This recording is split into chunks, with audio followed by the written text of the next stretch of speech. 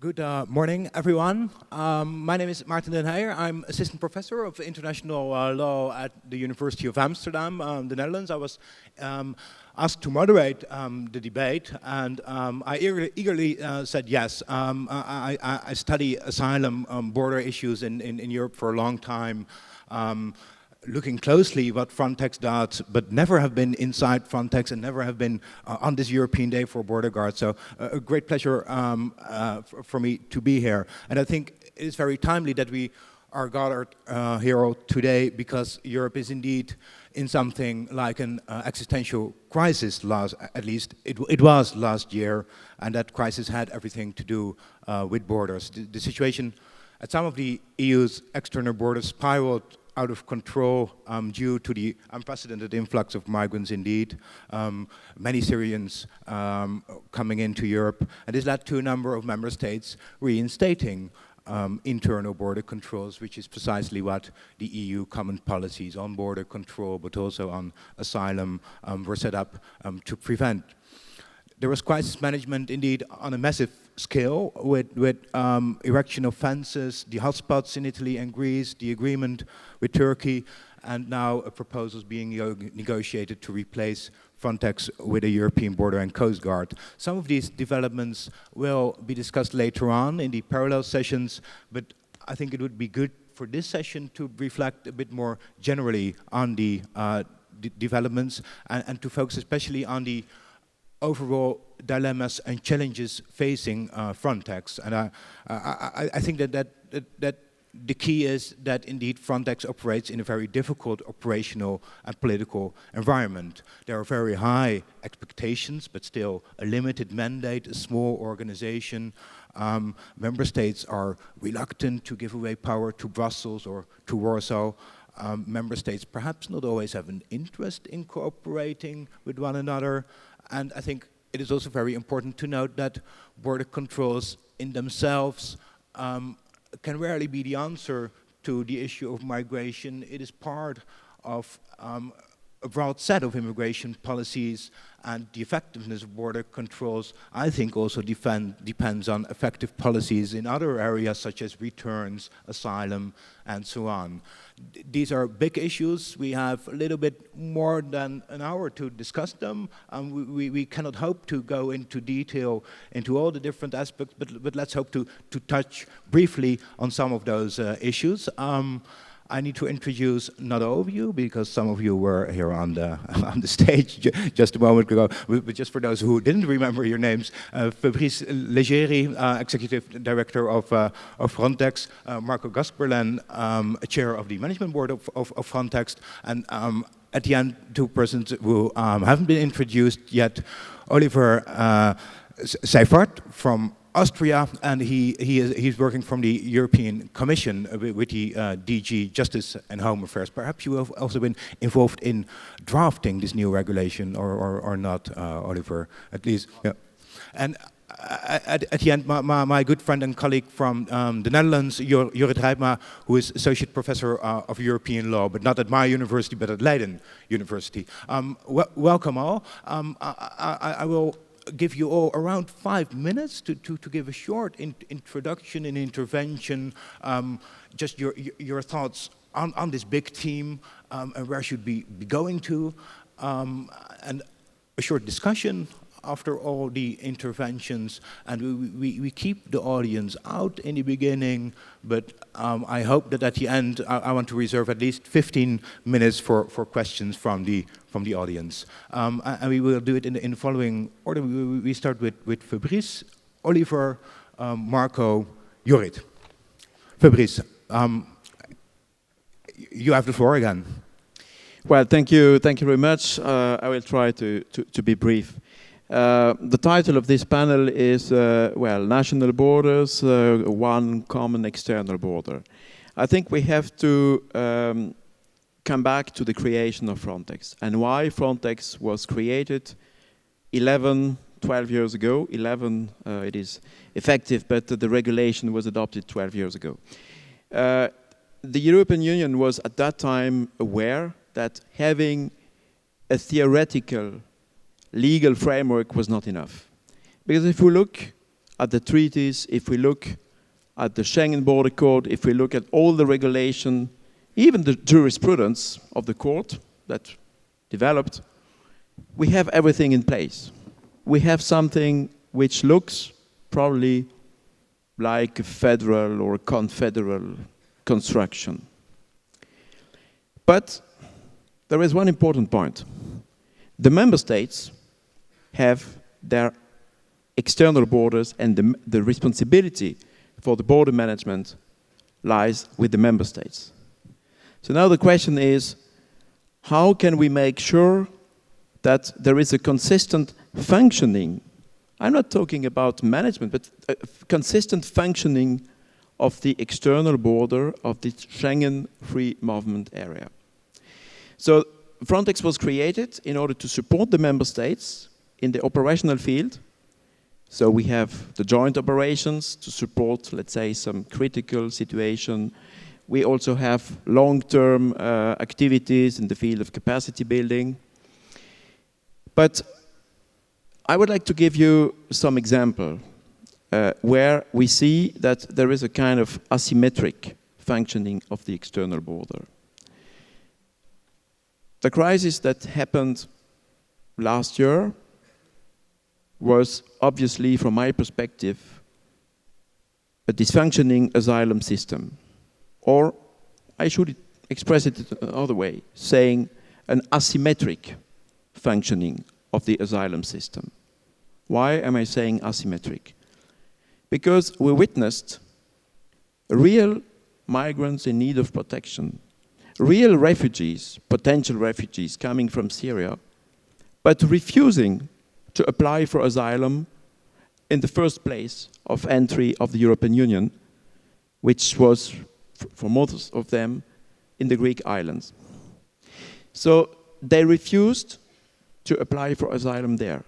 They refused to be handled in line with the Council decisions that adopted a relocation mechanism for 160,000 refugees from Greece and Italy to other member states. So we see that there is a asymmetric functioning for many reasons that maybe we can discuss later on. There are other fields where we see that there is an asymmetric functioning. And here specifically, when it comes to operational matters, the capacity. Where are the capacity? Most of the capacities are in the member states. So Frontex operations are based on equipment, technical equipments, vessels, aircraft, all kind of technical equipments provided by the member states. The human resources as such, the border guards, are made available by the member states, and we have many of them present in this room. But what does it mean? It means that we don't have the possibility that, when I'm saying we collectively, the European Union, or at least the stakeholders of the Schengen free movement area, don't have one harmonized framework where they could simply dispatch the border guards where they are needed, which is possible in a normal functioning state. So if for instance, the United States, if there is a problem at the southern border, there is probably an authority somewhere in Washington, D.C. that can push the button on and say, let's dispatch some border guards from the northern border to the southern. In the European Union system, it's more difficult. So again, it's a kind of asymmetric functioning of the border. So this is one of the difficulties we have to face. I could also mention some other example in the field of security. Some member states have terrorist threats. They are concerned by this. Some other member states have specific concerns about organized criminal networks. But if they don't share this information, I should say if they don't share this intelligence with other member states, how can the border guards know that this person entering the European Union or the Schengen free movement area is considered as a threat by another member of the free movement area? So here again, you see that there might be asymmetric management. There might also be asymmetric functioning of the external border, because in the field of public order, the assessment of a threat, member states might have different views. So these are examples, and I would like, I'm ready to come back to this operational example, because this kind of asymmetric elements have concrete consequences in the everyday functioning of the borders and in the everyday functioning of the agency and the everyday functioning of the border management in the member states. Those are very clear points. I think you make a number of points. If I can zoom in onto two of them, I believe what you're arguing is that the way we organize cooperation is rather cumbersome. Frontex does not have its own equipment, does not have its own border guards. Everything must come from the member states, and obviously that is cumbersome, different from the way it is organized in federal states.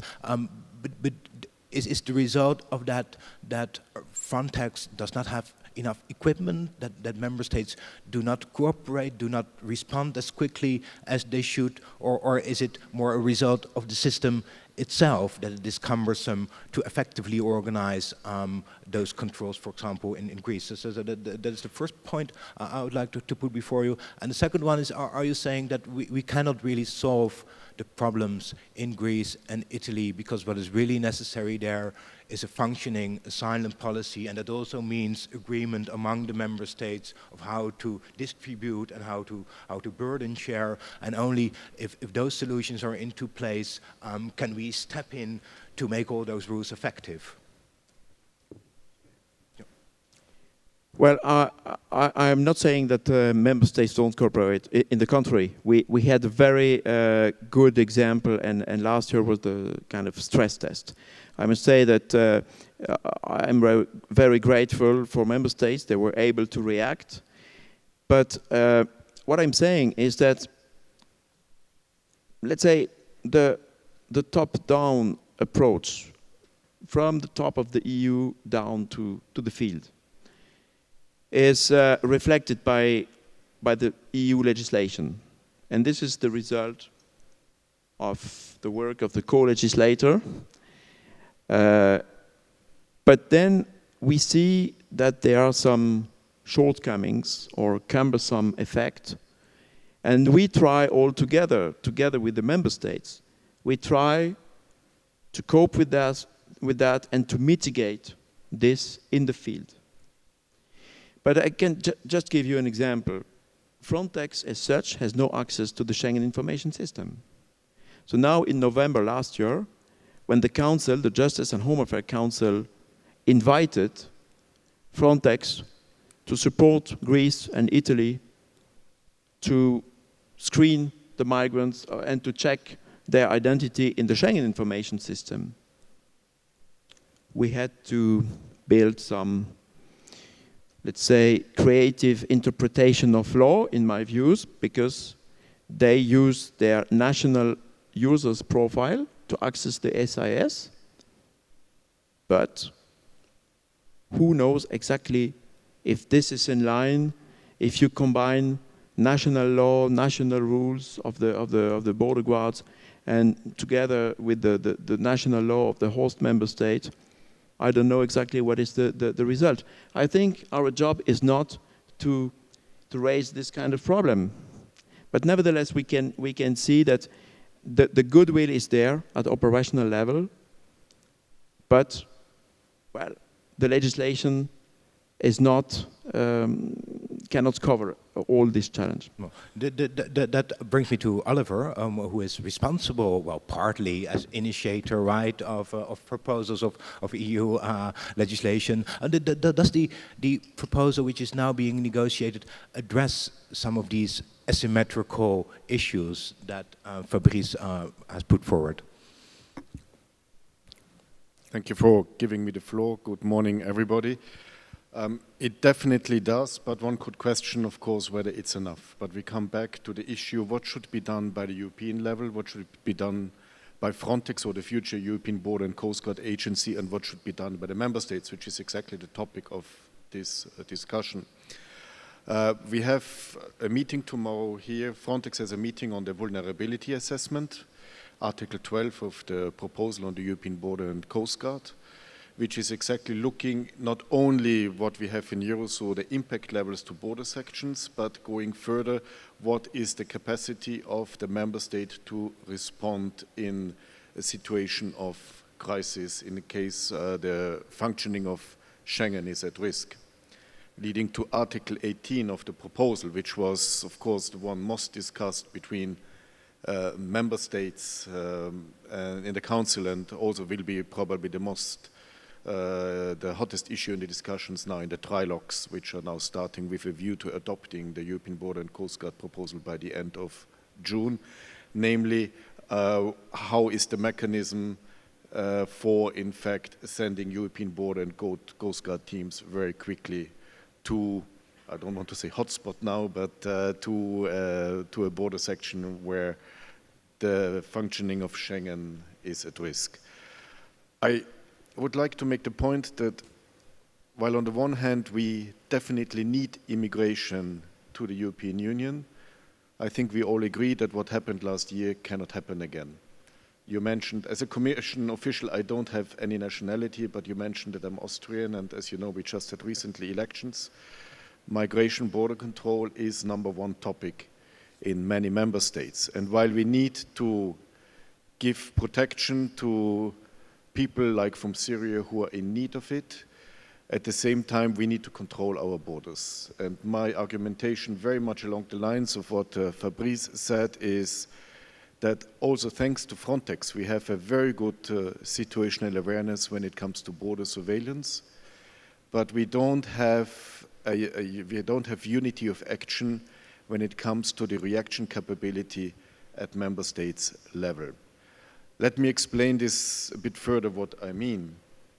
When we look at the Aegean Sea, Frontex, thanks to Poseidon, is able to see 80 to 90% of the boats when they're leaving the Turkish coast. And it was very interesting to see when the Frontex colleagues, Bernd Körner, Klaus Rössler, my director Laurent Michel, when we were sitting together with the colleagues from NATO, they were quite surprised about the capabilities of Frontex. They didn't expect it. When we go to the central Mediterranean, Frontex with the Eurosur Fusion services is seeing the boats already leaving the Libyan coast. And in fact, this information, what one would not necessarily expect, as you know, there's EUNAVFOR Sophia is just in front of, operating in front of the Libyan coast. You have seen in the media the mandate will be prolonged by another year. But in fact, it's very often Frontex which is giving information to EUNAVFOR Sophia, which boats are coming, and in fact, indirectly, I don't want to say telling them where to intervene, because you don't tell a military what they should do, but at the end, it's Frontex which in fact is the first one having information and providing information. And then also when you look Frontex risk analysis reports, it's very much striking how much Frontex was predicting the present situation and is very much predicting, and I think in a very well way, what is at stake, what is coming up. So all this information is available to the member states via JORA, via Eurosur.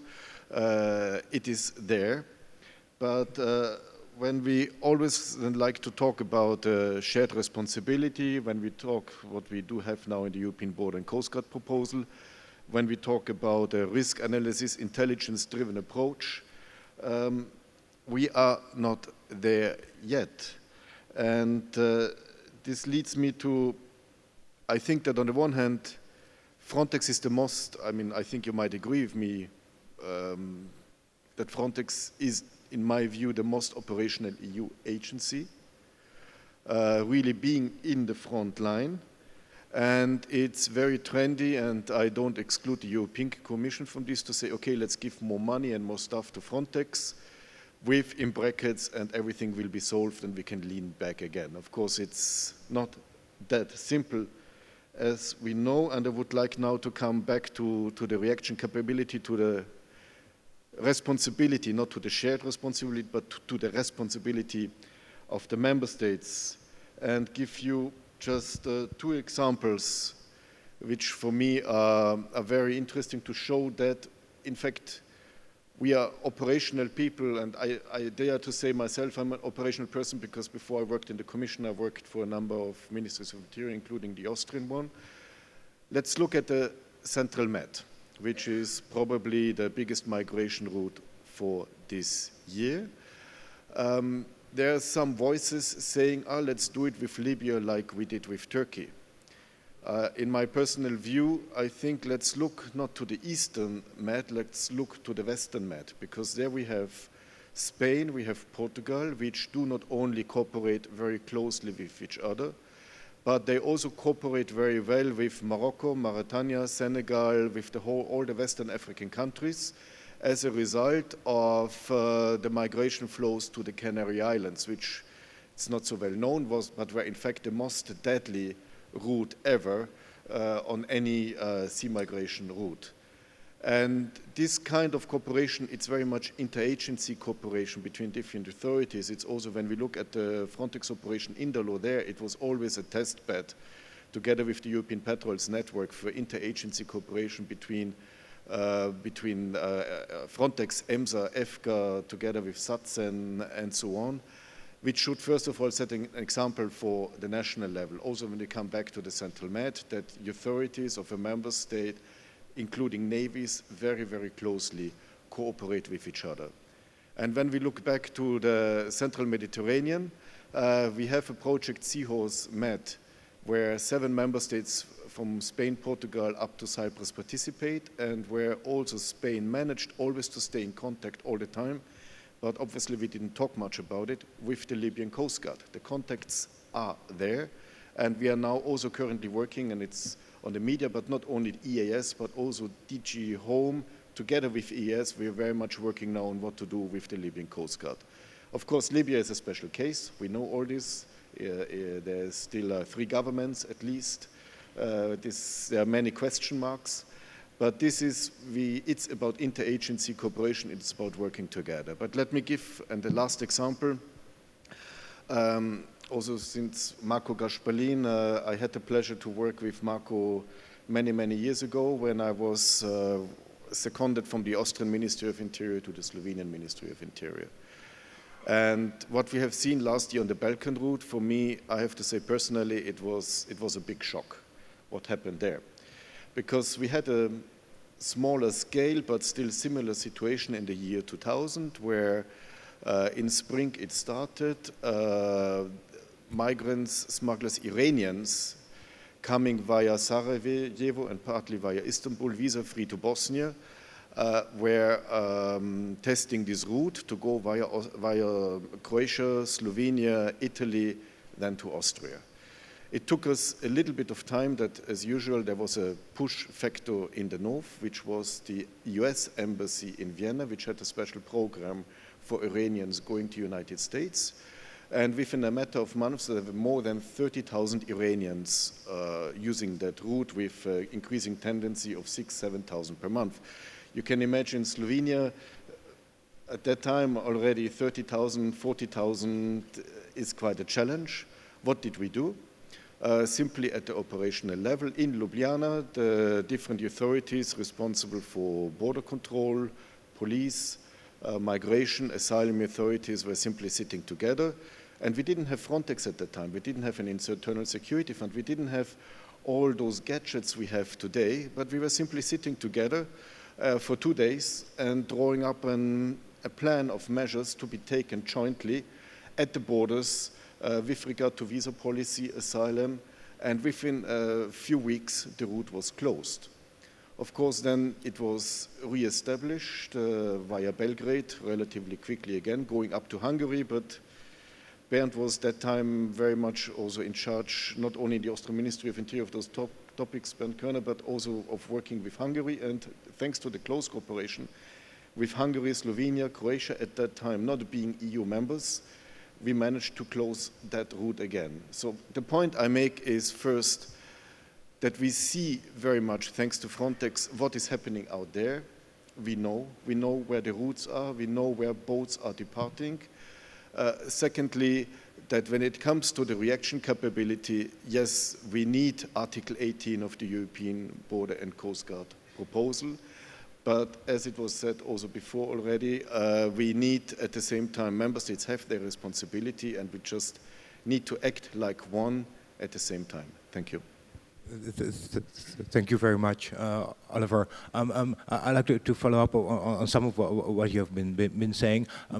First of all, it has always surprised me a little bit that NATO is also involved in the Mediterranean in border controls and combating human smuggling. For example, in the Aegean Sea, there is an operation, and I believe that the Greece government recently critiqued NATO for not being effective enough. But can you perhaps explain to us what exactly is the division of responsibilities there? What is NATO doing? What is Frontex doing? Why is NATO doing it, and why is not Frontex doing it?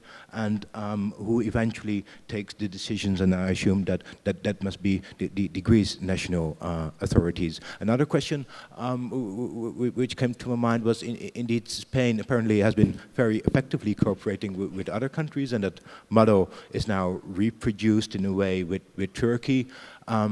Some critics say it does not reduce migration, it only leads to a shifting of migration routes and perhaps more human smuggling or migrants taking more dangerous routes. And is there a strategy to counter that?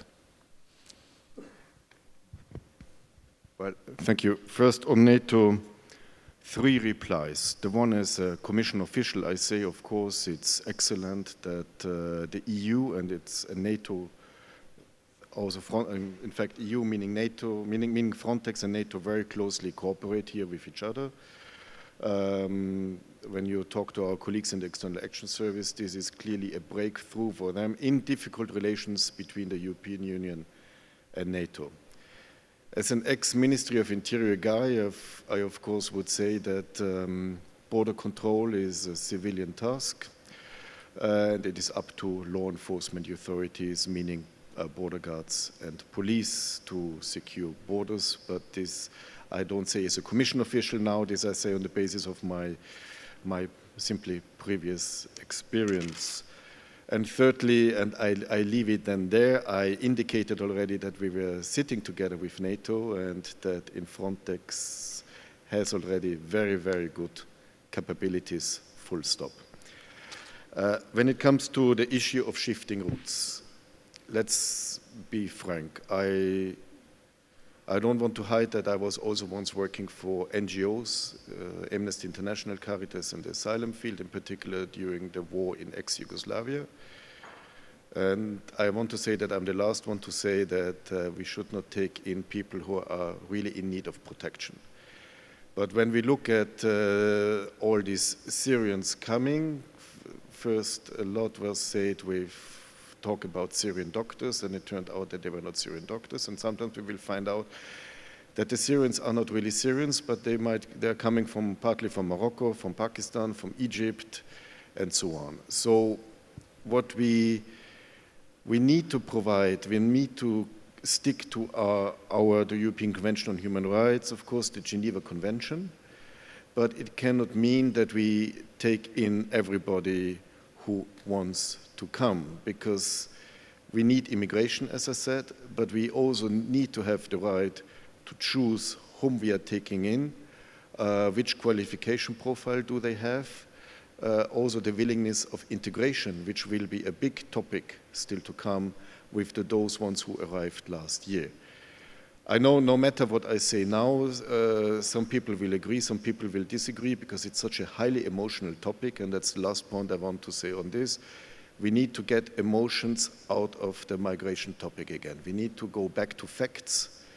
We need to go back to the operational level here as well, and then solutions are there. I see you're taking lots of notes. Do you want to respond to anything which has been said up to now? Well, I don't want to give it away all, but I'm just I find it very interesting to see that indeed we've already mentioned here the possibility of working together with third countries. With Turkey was mentioned, the problem with 3 governments in Libya, so plenty of governments to work with there. But I think it leads to the question of what can borders actually do in a refugee crisis, and what can borders actually do in when there is a lack of solidarity and cooperation between member states. To what extent can borders and can an organization like Frontex compensate for those political decisions and those legal frameworks? So that's what I was taking. More or less the same point that Fabrice was also making, but put it in a different way. Yes, Marko, for you, what has been said is that apparently regional forms of cooperation between a smaller group of states, which can also be third countries, non-EU members, can work very effectively if they have a common interest or well, if there are successful negotiations. As we have seen the example of Spain with North African countries. We now see the example of Turkey, and we have also seen very successful collaboration between the Balkan countries, Austria, to close off the Balkan route. And apart from the EU-Turkey agreement, these are successes outside of the framework of the EU. So apparently member states do not always need the European Union to work effectively together. You are from Slovenia. Is that the case? Why was the Balkan cooperation a success, and why did it needed to be outside the EU framework to come up with that cooperation? Thank you. Thank you very much. Yes, indeed, there were mentioned some examples of efficient approach how to solve the problems. If we have a common goal, common objective, if we can agree or reach agreement of necessary operational measures, and if there is a willingness or dedication or political support to implement this, we can manage also the crisis. It was mentioned case of Iranian citizens coming mostly via Bosnia in 2000. There was this Canarian Islands migration pressure from Africa. It was the first in the Frontex history, the first big challenge. Also this Western Balkan, and including Austria, response to the Western Balkan crisis. They showed that there is a way how to solve the problem. But how to go now maybe back, generally speaking, this migration crisis in the last 2 years showed that EU as a whole was not equipped for such a crisis. Legally speaking, EU legislation, national legislation. It was also, we didn't have proper institutions. The first let's say, the first damage of this crisis was the Dublin system. It started with the putting out of the order, out of the functioning of the Dublin system.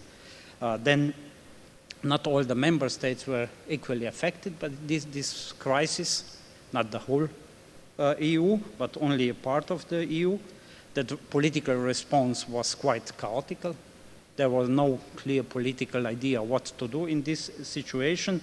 And on the end, we came to the very, I would say, very critical situation, reintroduction of the border checks and internal border fences at the internal border. The situation was and still is quite critical. And then our political masters start to put the same questions. What is our common goal? It's our common goal to protect our national borders, or is our common goal to save the Schengen area, the area of free movement?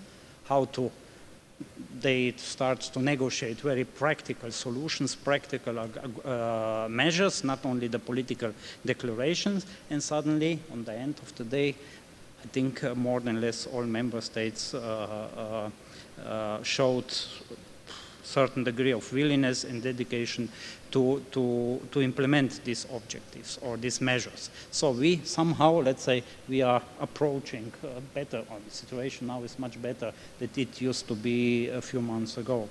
And looking in the past, in the EU, history of the EU, I think always each crisis was opportunity. Each bigger steps in the development in the European Union was made as a result of a certain crisis. And I am sure, or I strongly believe that also this crisis will bring necessary strengthness in the EU. Also, this new regulation is a good, let's say, good step in the right direction. We will get the codification of integrated border management. Before it was only, let's say, council decision, political statement, not a legal document. Legal system will be much, much stronger and robuster for such situation. We are still waiting also for Commission, how Commission will respond on the crisis of the Dublin system. It's still one of the very important chapter. And I think the Frontex as a, let's say, common instrument beside the national legislation and national responsibility for border check, the Frontex will get additional, let's say, mandate, additional staff, additional equipment that agency could then share the part of the responsibility together with the member states, that we will be able, or in the situation that we can really share not only the benefits of the free movement, but also the responsibility for our common external borders. Thanks, Mark. Let me right away put that before Fabrice and Oliver. Indeed, the idea is that the European Union always gets stronger out of a crisis, and we've seen that on many occasions. Most recently, the financial crisis with the banking union, the European Stability Mechanism, huge reforms in the financial sector. Indeed, successful interventions in many member states, although Greece, there is some discussion about it. But do we see such major reforms now in our border control policies and perhaps other migration-related areas? There are proposals on the table, the proposal to replace Frontex with a European Border and Coast Guard, but is it really a fundamental change, broadening of the mandate? My own hopes were a bit larger than what the result was when I read the proposal, but I would like to hear your views as well. Perhaps let's start with Fabrice. Thank you. Well, I think the proposal taken by the European Commission in December last year is very ambitious. I can say that as Executive Director of Frontex, I welcomed it, but also I could immediately assess that this was a challenge. Now, there is an ongoing negotiation, so the co-legislator, let's say our political masters, in the Council, in the Parliament, and then at the end there will be a trilogue, Commission, Council, Parliament. So let's cross the fingers that the outcome of this political discussion will keep the most important steps that are in the proposal. In my views, this proposal is able to address three kind of shortcomings. First of all, as already mentioned by Marko, there is a wide, I see a wide scope to develop the integrated border management on a safe legal basis. I'm not, let's say, fond of law, but we need, in the EU system, we need law to be legitimate. Otherwise, you might have stakeholders saying, but why are you doing this? You don't have the legal basis. So I remember when I was 17 years ago, 16 years ago, second national expert to the European Commission, I started drafting a paper because my boss asked me to draft a paper, and he said, I see immediately that you come from a national administration because your mindset is that your state is competent on everything. But you are working for the EU, and the EU can only intervene where it has the competence. So where in the treaties is the legal basis. So, and this, I remember that, because now I know that if we start a cooperation, if we don't have the legal basis, everybody could challenge this. So for me, having an integrated border management defined in the legal regulation is a good step, but we will have to build upon that together with the member states, together with the Commission as a guardian of the treaty, and of course the headquarters of Frontex and the management board will have to play their role. But I see there that the border management and the Coast Guard function, the border management and, let's say, the customs community, the border management and the cooperation with law enforcement. So these are fields now which are, in my views, embedded. The drafting of the legislation could be clearer, but let's be realistic. The compromise, the political compromise, makes it sometimes cumbersome and a little bit bureaucratic when you read the paper. Sometimes when you read papers and regulations, you say, we could draft this in an easier way. But this is one thing. Another big step is that there will be more capacity. So I have in mind this possibility now to acquire equipments. And also it is not only written in the draft legislation, but it seems that it is also encouraged by the stakeholders, which is a big difference. And we also have in these fields the pooled resource, the rapid pooled resource. So we will have the capacity to deploy bigger scale operations. And there is also, I know that this is controversial and that at political level there are some concerns, but it is ambitious that the agency, based on the vulnerability assessment, that this is in the Commission's proposal, that the executive director can determine measures which are mandatory for the member state. I fully understand that there is a need to have checks and balance in a democratic system, but this is a big step ahead, and this is probably something that might change the mindset and the culture of the agency and the border management community. Could you elaborate a little bit more on that? What are the kinds of situations which the drafters, perhaps Oliver, you can address this question, which the drafters had in mind for when this intervention mechanism would be put into play? It will be discussed later on in detail, but perhaps good to address it here also with everyone. The regulation says that if there are major failures in the member states in respect of border control, the European Commission can make a decision to intervene. And what kind of situations did the European Commission have in mind? When would it intervene in Greece, or are there other situations currently to which that mechanism would apply? Just before I answer to this question, let me come back to your previous question.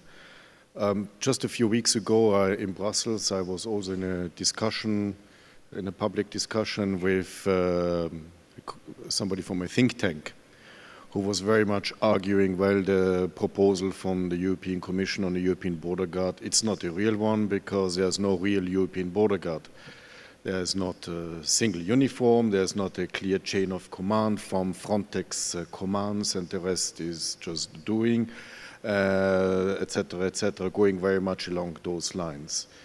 Which at the same time, and we all know this is not the way the European Union works, and for me the key word is interagency cooperation at the national level, between member states and Frontex, between Frontex and other agencies. And this is what also very much you can find in the proposal. And it's not only about border control, it's also what is very important about Coast Guard functions. Going much further in the maritime domain, where when you have a vessel in front of you, sometimes you don't know what you will find on that vessel. The second thing is what I found very interesting. Well, of course, the Commission has written this proposal very quickly, so we also said, right from the start, and it was Wojtek Kaluczynski, a colleague here, who will be and then in the other discussion forum here, myself, but also a number of other colleagues who were even more involved in writing this proposal for the European Border and Coast Guard very, very quickly.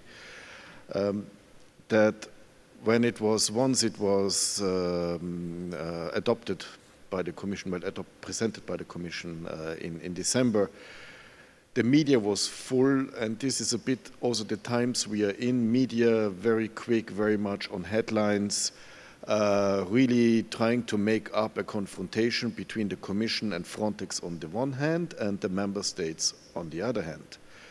And they were, I have to say, some of the journalists, I want to say it was almost an obsession to show this kind of conflict, because we are always very much going on this migration means in a way conflict, and I have to say media sometimes is not very helpful, because things are really always described as black and white, while they are unfortunately gray in gray. There are no simple solutions, there are no quick solutions, and when it comes to migration, we are just at the beginning of a development. I mean, we have to look at demographic figures in Africa, we have to look at the geographic situation we are in, we have to look at the instability in the countries surrounding us.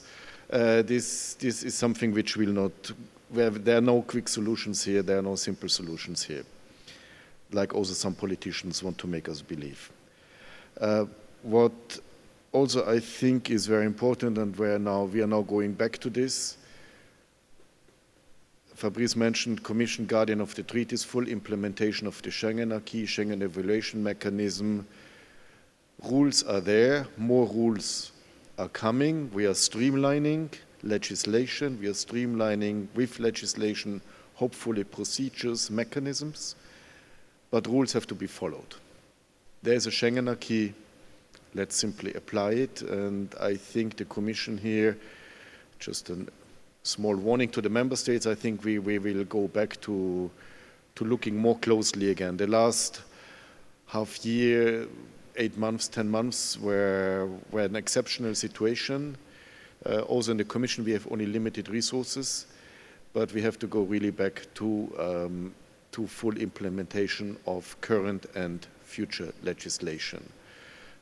Maybe I'm too much of a lawyer here, but this, I think, as also Fabrice said, this should be the basis. Is there also a change in that respect in the policies of the European Commission? Obviously, the European Commission can bring infringement procedures against member states who do not follow the rules, and it seems to me, but I don't have all the data, but that the European Commission is stepping up its efforts in that respect and launching more and more in infringement procedures, also as a response to a number of member states not always respecting the rules relating to Schengen. So is there a change in strategy here of the European Commission? Well, I'm not in the position to state anything like this going that far, but there are plenty of infringement procedures going on. Of course, when you have hundreds of infringement procedures going on, then at the same time they don't lead anything anywhere. It's very, very important is that we come to a common spirit, and I think we do. I think we all learned our lesson from what has happened, and also as the other speakers already said, there was also the communication from the European Commission to bring Schengen back on track by the end of this year. There is a clear willingness to do so, also because we are fully aware that having temporary internal border controls for such a long time, it's very damaging for Schengen, it's very damaging for the credibility not only of Schengen, but of the European Union as such, and it's also, of course, very harmful even for the economy. Originally, I'm from Vienna, and there are a lot of people crossing the internal borders from Slovakia and Hungary on a daily basis to work in hospitals in Vienna. These are people who cannot afford to live in Austria, that's why they still live in Slovakia and in Hungary. But who go there on a daily basis, and when you have border control where you have to stop for 1 hour, for half an hour, 1 hour, it doesn't work anymore. This kind of, I'm living now in Brussels, it's very much the same. So here, clearly, I think also we have to use very much common sense here as well. We have to follow the rules, but we also have to use common sense. We have common interests. let's define some, let's pursue them. This is what has happened now. So I'm also confident that this year we will, at least hopefully, not repeat what has happened last year. Perhaps this is something you can follow up on, because I believe you're quite an expert in all the rules relating to the exception to reinstate internal border controls as well, and some member states do have them for quite some time now already. What are the rules in this? How long can these internal border controls be maintained, and is it indeed not very damaging to the economy? Are there figures about the economic effects of these internal border controls? I think there's been recent estimates that a collapse of the Schengen system would lead to incredible economic damage, not only for the reason that there's a lot of people working in different member states now, but also simply because of a decline in cross-border trade. But what I would like, and as to your question on having internal border controls, the Commission has now proposed to actually put into motion that Article 26 of the Schengen Borders Code, which would allow ultimately for 2 years of internal border controls, starting with a 6-month period, which is renewable, simply because the old rules, where a member state could itself, on the basis of a threat to public policy, install border controls, the maximum period of that is now lapsing for member states such as Germany and Austria. So we see now that actually for the first time Article 26 of the Schengen Borders Code is being used and has the potential of being in place, of leaving in place these internal border controls for a maximum of 2 years. So it's interesting to hear then also that the Commission says we should now go back to the old rules actually, and that is very much in line with the roadmap, the return to Schengen. But if you will allow me, I'd like to follow up on some of the things that the speakers have said. I'll just give you the time to bring up some points. Wonderful. Well, it's great, first of all, to be here and to see so many familiar faces. It's always a pleasure being back in Warsaw. I'd like to actually mention 3 things which are closely related to what a lot of the speakers have already said. The first thing is about the nature of borders, since this panel was sort of to give a more helicopter view also of the future of border management. And then I'd like to say something about all this talk that we have about is there a need for centralization? And finally, of course, the refugee crisis that we've witnessed in the past year. When it comes to the nature of borders, we tend to think of the borders as that line on the map, but actually the future of border management is much more fluid. Also, if you look now at the codification in the proposal of the Commission of the integrated border management, you see actually that there's sort of an expansion both in material and territorial scope. Integrated border management includes measures within the area of free movement. It includes measures in third countries, and the cooperation with the countries such as Turkey is indicative of that, I think. What we also see is a digitalization of the border. If we look at the future of border management, of course we're all in this crisis mode now, but there's huge changes there coming up as well when we talk about the entry-exit system, which will be a huge addition to VIS and SIS. I already saw representatives of EU LISA here. And also the function of the border. It's not just about migration management, there's also this security component which is increasingly important.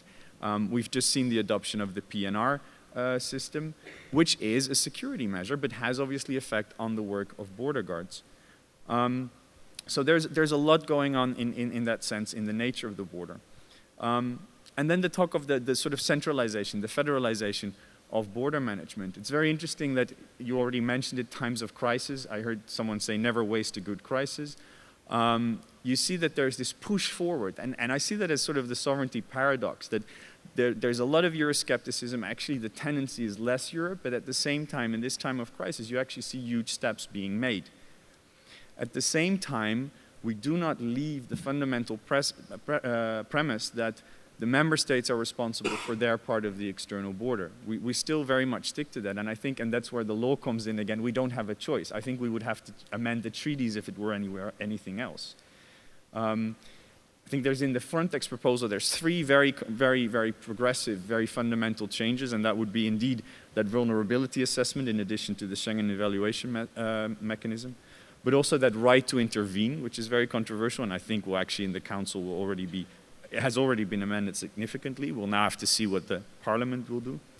And something that hasn't been mentioned yet, that before there was the possibility for member states to refuse deployment of national border guards in case these people were needed at home for an emergency situation. And that exception has actually been taken out. I think that's very interesting. But also we have to think a bit more about is federalization, is centralization, is that actually a solution? I follow up on some of the comments that you made. Indeed, if there's a lack of common spirit, does it then make sense to centralize? The European Union used to function because there was this common idea that if we do it together, it will actually work, and people didn't cooperate because there was an enforcement mechanism. No, because this was the way we would all together be better off. So I wonder if a centralized administration can actually substitute for fundamental problems that we see at member state level. And then finally about the refugee crisis, because we have to mention that, I think we cannot ignore that. Border management, Schengen, and Dublin, asylum, are two sides of the same coin. It is no wonder that Schengen is under pressure because of a refugee crisis. And indeed, it was already mentioned in your introduction, border guards have a fundamental role there. They are there at the external borders where they assert a common identity, a common values also. You are the first line, not of defense, but of filtering, of channeling through, but also of offering protection. So it's very important. There is a need for border management that takes into account these values, that takes into account fundamental rights as well. And I think Frontex has actually done a great good there. But we have to also think critically, are borders a solution to a refugee crisis? And I think they're not. I think practically they're not. Why? Because it will lead to the emergence of new routes. In a lot of cases, it will actually lead to an increase in human suffering. Look at the situation in Indomeni. And legally, putting up a border does not mean that you can all of a sudden say the refugees are gone. Refugees presenting themselves at the border, you will know that, still have the possibility to request asylum. So there needs to be a functioning European asylum system where member states respect the common rules. And that is the problem I think we see now. In a way, the Turkey deal is a substitute for our own failure to have a relocation mechanism working. And that is also the danger, I think, with putting too much emphasis now on the new proposal for Frontex. Frontex has, from its very beginning, been presented as a panacea for all evils, and it's not. I see the former executive director, he has already said that on many occasions, you repeated that.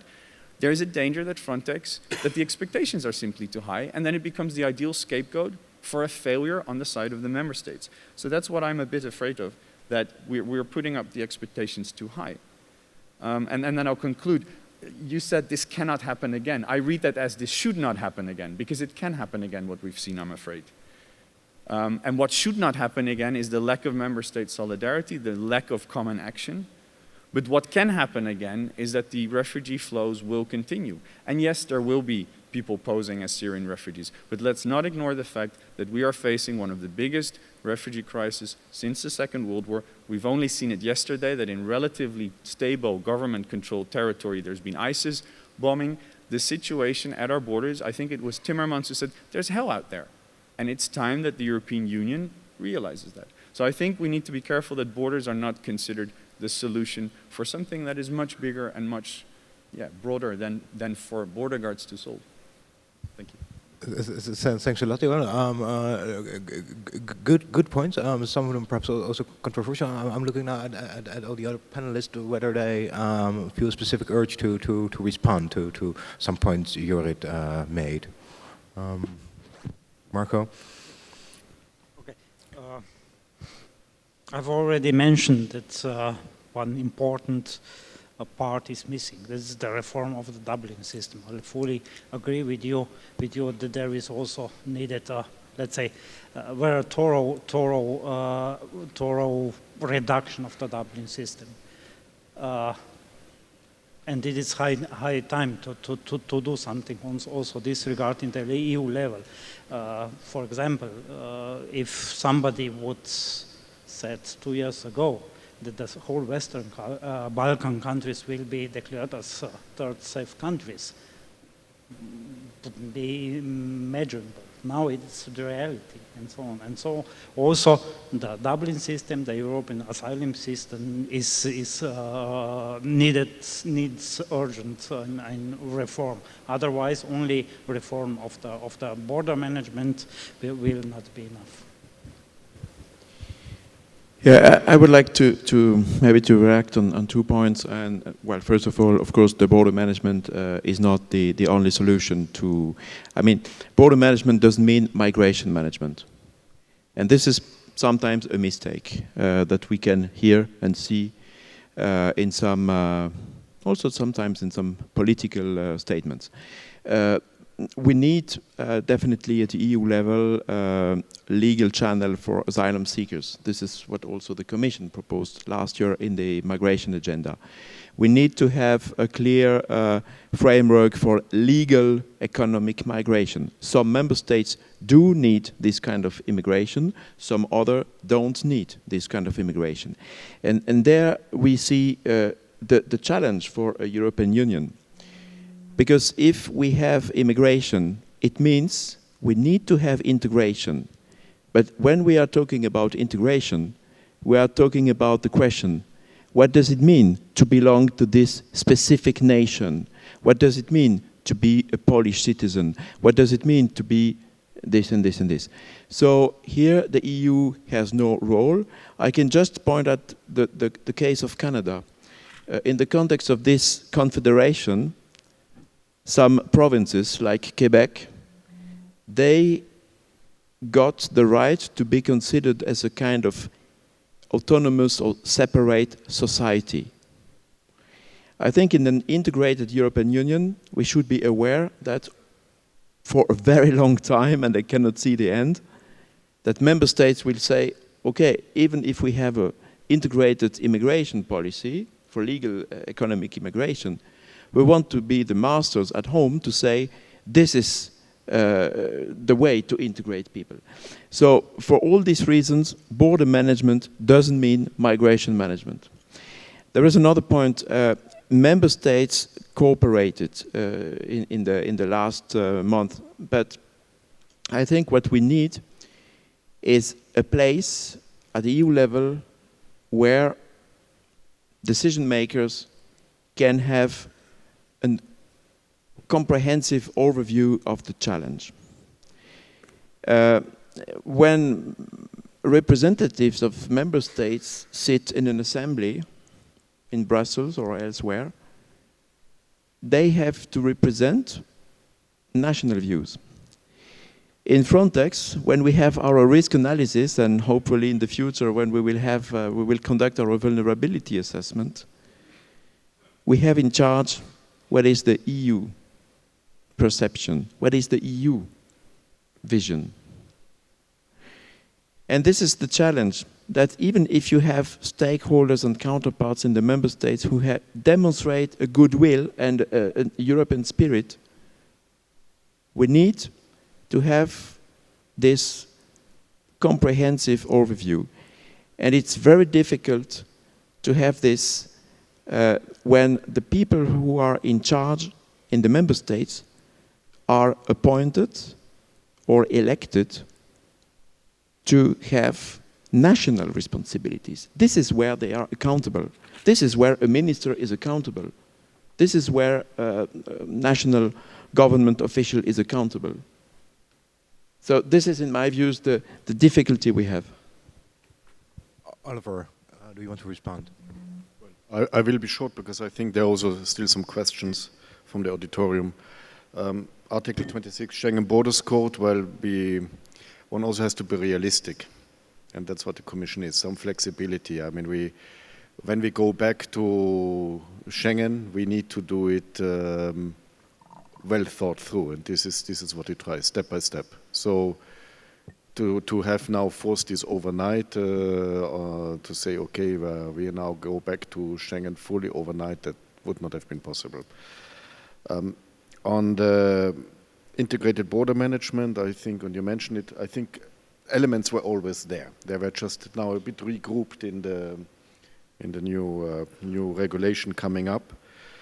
But key is to have stable and permanent cooperation, not only of the EU with Turkey, but also of member states and third countries with each other. That's a key element. We can be as perfect on our side when there is no cooperation from the neighboring third country. I want to exaggerate now by saying you can forget about it then in that case, but just to underline how much key is the cooperation with neighboring third countries. Of course, Libya is a special case.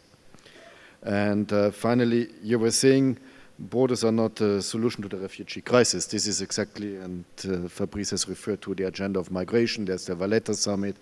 There are many proposals from DG Home, but also from other Commission services, cooperation with EAS. I mean, there are at least, I could list now at least 20 initiatives showing how much we see the bigger picture here. But on the other hand, let's also be clear, and I say no on purpose, not refugee crisis, but migration crisis, meaning mixed flows. Solving the migration crisis is not possible without border control. Thank you. Thank you. It is indeed time now to go to the audience. You've been very brave listening, but there is some room now for you to ask questions. I'm looking at the organizers, whether there are microphones ready. There are. There are two rules, or three. If you have a question, stand up or raise your hand. Say what your name is, what your position is, and also please say to whom you are addressing the question. So that can be Marko Gasperlin, Fabrice Leggeri, Oliver Seiffarth, or Jorrit Rijpma. Are there any questions? At the back, there is a questions. Are there more questions? Because I'm hoping to collect a few and then go to the speakers. Yes, please go ahead. Good morning. My name is Ian Neal. I work for a company called Border Systems. I was previously the UK's head of technology. It's not a specific question to Mr. Leggeri, but he touched on something I think that has been absent from the debate. It also bleeds across into the Commission's approach. But what has been concerning me is that we are seeing in the population of the member states a demand for change and a frustration at not getting it in terms of the states maintaining a control of their borders. And what this has fueled is the rise of right-wing parties of considerable strength, as the recent election in Austria has demonstrated quite eloquently. I suppose my point to the panel is, does there have a sufficient awareness of the anger and frustration of the everyday members of the individual states' populations at how this migration crisis has been managed, being reflected properly through the Commission? Before going back to the panel, I would like to see whether there are more questions. If not, I think the question was mainly addressed to you, Fabrice, but the other panelists are welcome to respond as well. Well, there are different aspirations. I also know many citizens, European citizens, depending on where you live, who are desperate to see such let's say, weak European Union, and anger and saying, but why don't we have a more integrated European Union? So it depends on the place you live. If you live in the Schengen area, if you live, as explained by Oliver and Marko and some others, if you live in places where you see every day the cross-border commuters, you know, I've been living for years. I was born in an area not far in France, not far from Germany and Switzerland. And within 10 minutes, you can cross 3 countries with your car.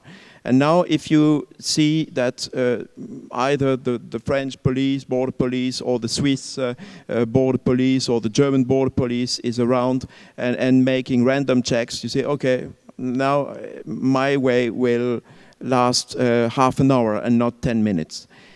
So I think we understand that we are working for citizens, but I'm not sure that, well, we are 500 million European citizens in the EU. Last year there were 1 million irregular migrants. That's too much, and this should not happen again. But I'm not sure that every EU citizen has met all these irregular migrants who arrived. There were in some member states, but not in all member states. So I think we are fully aware and committed to serve the European citizens, but also to help them to go beyond and to build a common future. I think, Marko, you may also be well suited to give a short response after you are the chair of the management board of Frontex, which is where the member states are represented. And indeed, is the management board concretely discussing all the anxieties in member state societies, and indeed does that lead to a change in the role or decision making within Frontex? Yeah, from the point of the management board, I can tell you that the debates in the management board, and a lot of several colleagues from the audience are part of this. The debate somehow reflects the situation. The situation, as I described before, there are some countries very well affected from the migration. There are some countries not affected. We are trying to find the solution, or to find the balance between different interests, but it's not always always easy.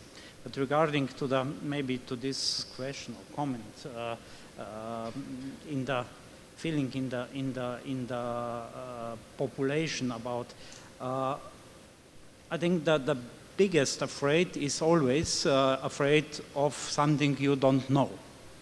And there is important media, politicians and so on to present the problem of the migration like the migrations are. They are not all the refugees, they are not all the criminals, they are not all the terrorists. We have to deal with mixed, we are dealing with the mixed migration flows. And therefore, I think the integrated border management is the real answer, not border control, not border check, not separate asylum policy, not, I don't know, panic because of the terrorist attack, but you have to put border management in the framework of the integrated border management, and integrated border management in the function of the internal and external security. And maybe we are, I think, all in our countries, we are facing the debate and preparing for our political masters the answers. The same parliamentary group are asking what are you doing because of the immigration crisis. The next parliamentary session is the question why our people are waiting on the borders, since you will destroy the Schengen. On the next day they would like to have less Schengen to more Schengen. There is a typical, let's say, right extremist solutions. They are trying to sell simple solutions for very complex problems. What is on the long term not a solution. Thank you. Thanks, Marko. I see a question over there. Any other hands? Hello, thank you very much. My name is Monica Den Boer. I have a small company called Secure Research and Consultancy. And I'm also a professor at the VU University. I've been following the Schengen system for a long time. But one of the things I'm most concerned about is really that Europe is surrounded by a ring of instability. And obviously this causes a huge spillover effect. External security issues, internal security issues are involved here. Now, to what extent can Frontex prepare itself for this future? Can you tell us a little bit more about the strategic development of Frontex regarding third countries, particularly countries of origin, as well as transit countries? And I would like to know a little bit more about how Frontex works with unstable environments or governments. The Libyan case was mentioned, but also the potentially unsafe status of third countries. How does readmission work in this context? Thank you. To whom is your question addressed? Sorry, to all. who feels a really big urge to respond firstly? Fabrice. Well, as Frontex was asked to answer, I will give you some explanation. Concerning the cooperation with third countries, we have in the existing mandate the possibility to sign working arrangements. We have now already 17 working arrangements. The first ones were signed some maybe 10 years ago. We are negotiating new working arrangements. I can mention that tomorrow I'm going to sign with Kosovo. We are negotiating with Senegal. We ended the negotiation with Morocco. Every time I need to get from the management board the authorization to negotiate working arrangement. So the headquarters, the headquarters propose working arrangement. The management board decides whether this is okay or no. The Commission has to give an opinion on that, and we also inform the European Parliament. So this makes sure that we don't engage in cooperation with third countries which might damage, let's say, the EU diplomacy. This makes sure that we will engage in cooperation with countries which are good partners, let's say, in terms of fundamental rights, because in the specific field of migration, and if we have in mind the return, this might be also a question. So we are on the safe side, so that means that these working arrangements are not just a creation or by the agency, but it's embedded in the EU legal framework. Then when it comes to the strategy, I propose to the management board to consider further deployment of liaison officers. So we started in Turkey, and for the future we prioritize the Western Balkan countries and North Africa and, let's say, the African continent. So concerning the possibility to deploy joint operations, we were missing a provision in the existing mandate to deploy joint operations, joint EU Frontex operation on the territory of third countries. I have in mind the Western Balkan countries.